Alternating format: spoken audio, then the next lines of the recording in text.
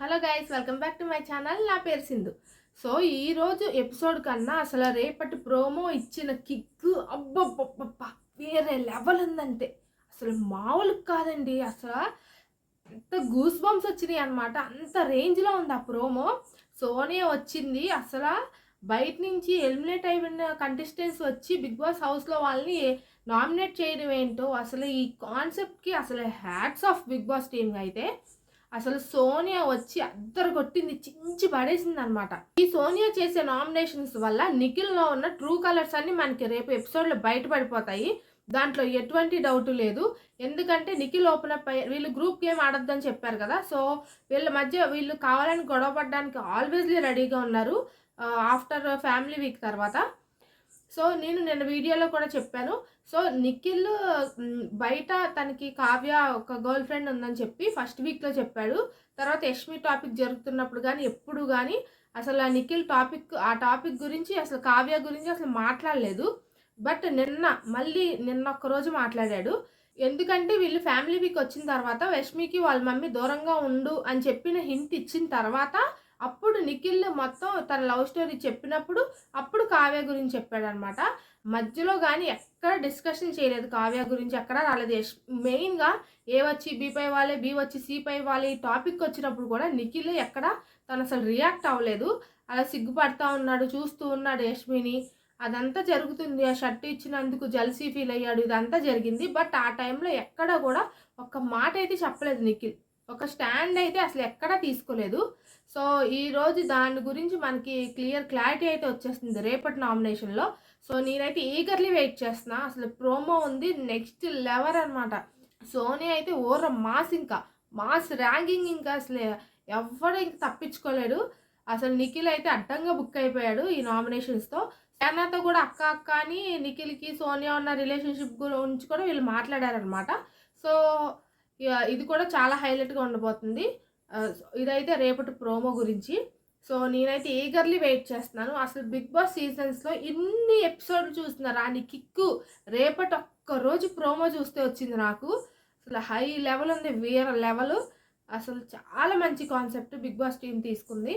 So Nikhil true colours and Yashmi ఏమనుకుంది, నిఖిల్కి యష్మికి ఏం జరిగింది, సో వీళ్ళిద్దరి మధ్య ట్రాక్ నడిచింది కదా. సో దాని గురించి మనకి రేపు పిక్చర్ క్లారిటీ వచ్చేస్తుంది. పైకి మంచోడిగా ఉండి లోపల మొత్తం విషం నింపుకొని ఉంటాడు నిఖిల్ ఎప్పుడు కూడా. సో తేనె పూసిన కత్తి అనమాట నిఖిల్కి పెట్టే టైటిల్ ఇది, కరెక్ట్ యాప్ట్ అనమాట.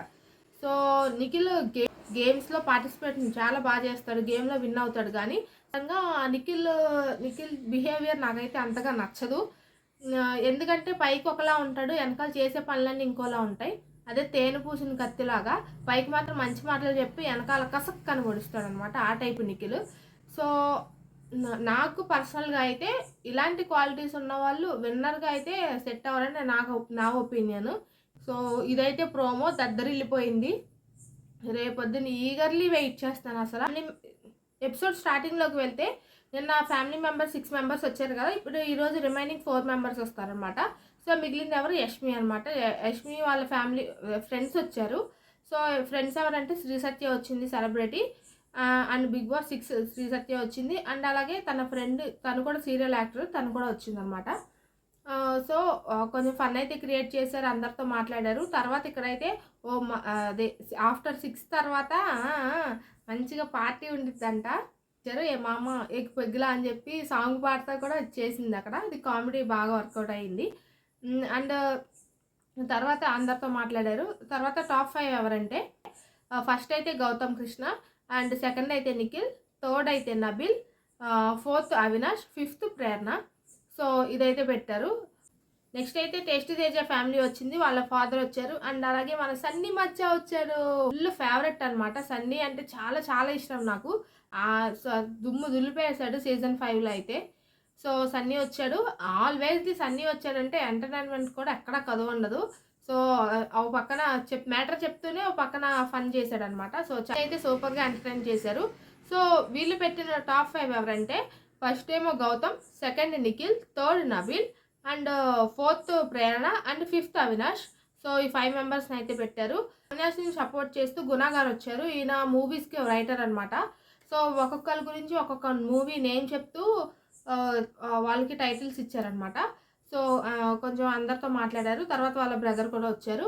సో వీళ్ళు పెట్టిన టాప్ 5 ఎవరంటే ఫస్ట్ అయితే నబీల్, సెకండ్ అయితే నిఖిల్, థర్డ్ ప్లేస్లో ఏమో రోహిణి, ఫోర్త్ ఏమో ప్రేరణ, ఫిఫ్త్ ఏమో గౌతమ్ పెట్టారు. సో వీళ్ళు కొంచెం డిఫరెంట్గా పెట్టారు. సో నెక్స్ట్ నిఖిల్ని సపోర్ట్ చేయడానికైతే అమర్దీప్ వచ్చాడనమాట. అదే Bigg Boss season 7 runner up.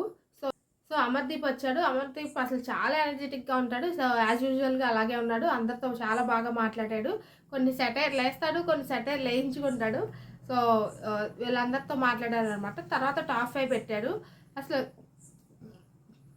నిన్నే శివాజీ గారు విష్ణుప్రియని టాప్ 1లో పెట్టడం అదే షాక్ అనుకుంటే, ఈరోజు కూడా ఇంకో షాక్ తగిలింది. విష్ణుప్రియని అమర్దీప్ కూడా టాప్ 1లో పెట్టాడు. అది విష్ణుప్రియకి కూడా షాకింగ్గానే ఉంది. ఏంటో ఏం చేస్తున్నారో నాకైతే అర్థం కావట్లేదు. విష్ణుప్రియ టాప్ 1 అంట.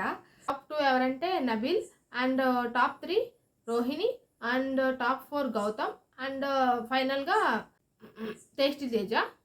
సో వీళ్ళైతే వీళ్ళ 5 మెంబర్స్ని అయితే పెట్టాడు. సో అందరికీ సజెషన్స్ ఇచ్చారు. నిఖిల్కి అయితే ఒక గట్టి సజెషన్ ఇచ్చారు. నువ్వేమనుకుంటున్నావో అది అప్పటికప్పుడు చెప్పు, అండ్ మిగిలిన వాళ్ళ విషయం గురించి నువ్వు ఎవరిని నామినేట్ చేయకని చెప్పాడు. సో ఇది ఆల్వేస్లీ హౌస్లో ఉన్నప్పుడు వాళ్ళ మదర్ కూడా చెప్పారు కదా. సో ఇదైతే చెప్పారు. సో మొత్తం 10 మెంబర్స్కి వాళ్ళ ఫ్యామిలీస్ అయితే వచ్చేసినాయి. సో దీంతో అయితే ఇది ఎండ్ అయిపోయింది. సో ఫైనల్గా టేస్టీ తేజ అండ్ అవినాష్ నామినేషన్స్లో ఉన్నారు. ఫైనల్ రౌండ్లో సేఫ్ అవుతారో వాళ్ళకి గ్రీన్ పెయింట్, అండ్ ఎవరైతే అన్సేఫ్ అవుతారో వాళ్ళకేమో రెడ్ పెయింట్ అనమాట. సో దీంట్లో టేస్టీ తేజకి గ్రీన్ పెయింట్ వచ్చింది, అవినాష్కి రెడ్ పెయింట్ వచ్చింది. సో ఇక్కడ బిగ్ బాస్ టీమ్ ఏం చేశారంటే నబీల్ని అడిగారు. సో నబీల్ అయితే ఫస్ట్ నుంచి అవినాష్కి ఇద్దామని ఫస్ట్ నుంచి అనుకుంటున్నాడు. సో ఆల్వేస్లీ తనకి కూడా కొంచెం 6th సెన్స్ కొట్టింది అవినాష్ వెళ్ళిపోతాడని. సో దానివల్ల అవినాష్ అయితే సేవ్ అయిపోయాడు. అవినాష్ నక్క తొక్క కాదు, దాని అక్క తొక్క తొక్కినట్టున్నాడు. పోయిన సీజన్లో 4th సీజన్లో కూడా ఎవిక్షన్ షీల్డ్తో సేవ్ అయ్యాడు. ఈ సీజన్లో కూడా ఎవిక్షన్ షీల్డ్తో సేవ్ అయ్యాడు. అండ్ నెక్స్ట్ వీక్ నామినేషన్స్లో కూడా రాకుండా అసలు మెగా చీఫ్ అయిపోయాడు. సో నామినేషన్స్లో కూడా రాడు. అసలు ఇది ఎంత లక్కో చెప్పండి. సూపర్ లక్ అంటే అసలు ఇప్పుడు దాకా నామినేషన్స్ కూడా రాలేదు. ఒక్కసారి నామినేషన్లోకి వచ్చాడు, దానికి ఎవిక్షన్ షీల్డ్ వాడాడు. మళ్ళీ నెక్స్ట్ నామినేషన్స్లో రాకుండా అక్కడ గేమ్ ఆడి విన్ అయ్యి మెగా చీఫ్ అయ్యాడు. సో ఎంత లక్ అంటే అసలు భలే లక్ అవినాష్ది. సో దానివల్ల సేవ్ అయితే వచ్చాడు. సో ఆ నెక్స్ట్ వీక్ మరి నిజంగానే అవినాష్ ఎలిమినేట్ అయిపోయిన అసలు 1% కూడా ఆశ్చర్యపోక్కర్లేదు. ఎందుకంటే ఫస్ట్ నుంచి నామినేషన్స్లో ఉంటే అసలు ఈ పరిస్థితే వచ్చేది కదా అవినాష్కి. ఎందుకంటే గేమ్స్ బాగా ఆడుతున్నాడు, ఎంటర్టైన్మెంట్ బాగా చేస్తున్నాడు. సో అలాంటప్పుడు నామినేషన్స్లో కూడా వచ్చుంటే ఈ పాటికి కొంచెం ఎంతో కొంత ఓట్ బ్యాంకింగ్ అయితే గ్యారంటీ పెరిగేది. సో అవినాష్ అయితే ఈ విధంగా సేఫ్ అయిపోయాడు. సో ఈ వీక్ అయితే నో ఎలిమినేషన్. సో ఇదైతే జరిగింది. నేను నిన్న కూడా చెప్పాను కదా అవినాష్ సేఫ్ అయిపోయాడని. సో ఇది ఈరోజు ఎపిసోడ్ అయితే. ఈరోజు ఎపిసోడ్ ఎలా ఉన్నా సరే రేపు ప్రోమో మాత్రం నా భూతో నా భవిష్యత్ అనమాట. ఎంత బాగుందంటే అంత బాగుంది. అస్సలు మిస్ అవ్వకండి. రేపొద్దున ఎపిసోడ్ అండ్ రేపు నా రివ్యూ మాత్రం అస్సలు మిస్ అవ్వకండి. అండ్ మీకు ఈ ఎపిసోడ్ ఎలా అనిపించింది? ఎపిసోడ్ బాగా అనిపించిందో, ప్రోమో బాగా అనిపించిందో కింద కమెంట్ సెక్షన్లో చెప్పండి. అలాగే ప్లీజ్ నా వీడియోని లైక్ చేయండి. అండ్ అలాగే మీరు నా ఛానల్ని సబ్స్క్రైబ్ చేసుకోండి. అండ్ మీ ఫ్రెండ్స్ అండ్ ఫ్యామిలీకి నా వీడియోస్ నచ్చితే కనుక షేర్ చేయండి. Okay, bye. మళ్ళీ రేపు మాస్ నామినేషన్స్తో మళ్ళీ కలుద్దాం. బాయ్.